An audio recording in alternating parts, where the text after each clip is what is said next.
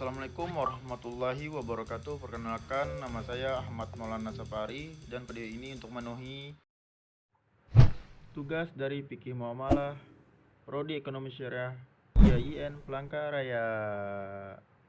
Dan saksikan video ini dengan saksama dan santuy. Gaskeun. Cekidot. Halo teman-teman, di sini saya menyimpulkan hasil wawancara saya bersama 5 narasumber. Oke, langsung saja. Kesimpulan dari keuntungan bagi hasil. Bagi hasil adalah sistem yang lazim digunakan terutama mereka yang mengedepankan ekonomi syariah. Tak hanya dalam berbisnis, sistem ini juga sering digunakan dalam perbankan. Kesimpulan dari kemudaratan. Kaidah keterpaksaan membolehkan seseorang melakukan hal yang terlarang merupakan cabang dari kaidah memudaratan. Itu harus dihilangkan. Kesimpulan dari pembelian sepeda motor ada unsur ribanya. Jadi pembelian sepeda motor tidak ada unsur ribanya karena pembiayaan konsumtif sepeda motor pada bank syariah Amanah Sejahtera merupakan salah satu bentuk produk penyaluran dana dan termasuk transaksi jual beli dengan akad murabahah yang pembayarannya dilakukan secara angsuran dengan keuntungan yang sudah disepakati oleh kedua belah pihak. Itu yang saya ketahui di bank syariah. Oke, selanjutnya kesimpulan dari Al-Ariyah adalah meminjamkan barang yang dapat diambil manfaatnya tanpa merusak zatnya. Menurut Malikiyah dan Hanafiyah, hukumnya adalah manfaat bagi peminjam tanpa ada pengganti ada apapun, atau meminjam memiliki sesuatu yang semakna dengan manfaat menurut kebiasaan. Kesimpulan dari jual beli anak kecil. Menurut hukum Islam dalam segi jual beli handphone yang dilakukan oleh anak di bawah umur tidak didampingi orang tua di kota Banda Aceh tidaklah sah. Hal tersebut dikarenakan jual beli tidak sah jika dilakukan oleh seorang yang belum berusia baligh atau telah berusia 15 tahun, berakal, memiliki posisi untuk bisa melaksanakan urusan agama dan mengatur keuangan dengan baik. Hal tersebut juga sebagaimana yang terdapat dalam KUH Perdata bahwa anak yang belum dewasa dinilai belum cukup untuk melakukan suatu perjanjian. Dengan tidak terpenuhinya kecakapan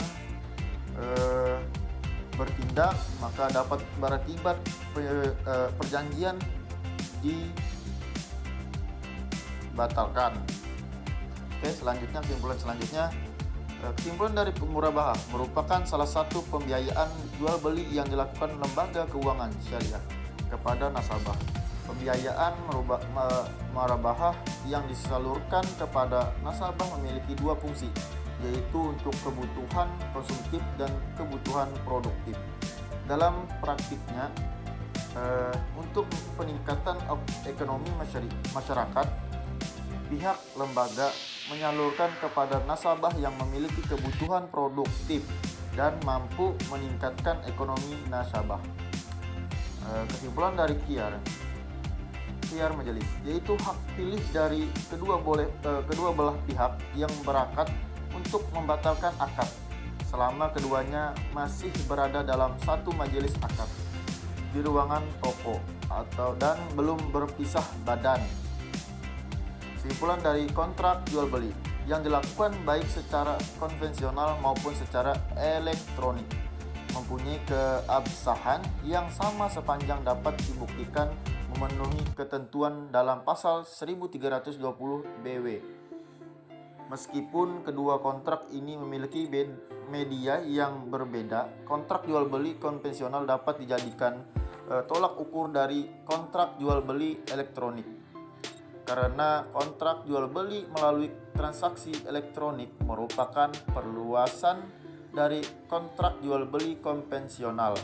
Namun apabila kontrak jual beli melalui transaksi elektronik tersebut dilakukan secara transnasional, maka yang berlaku adalah lex information. Dengan menggunakan teori The Theory of International Space. Jadi kesimpulan dari perhiasan kehidupan dan dalam sudut pandang manusia kecintaan kepada apa-apa yang diingini, yaitu wanita-wanita, anak-anak, harta yang banyak dari jenis emas, perak, kuda pilihan, bintang-bintang, ternak, dan sawah ladang. Itulah kesenangan hidup di dunia dan di sisi Allah yang baik, surga. Selanjutnya kesimpulan dari hubungan dengan nasabah, kreditur, dan debitur. Hubungan hukum bank dengan nasabah diatur pasal 1 ayat 5 UU Undang-Undang Nomor 10 Tahun 1998, dituangkan dalam bentuk suatu perjanjian atau kontrak harus menggunakan 4 prinsip sebagai berikut: prinsip kepercayaan, prinsip kehati-hatian, prinsip kerahasiaan, dan prinsip mengenal nasabah. Sehingga hubungan nasabah dengan bank adalah mengenai hukum dan kepercayaan. Jadi itulah materi saya pada hari ini.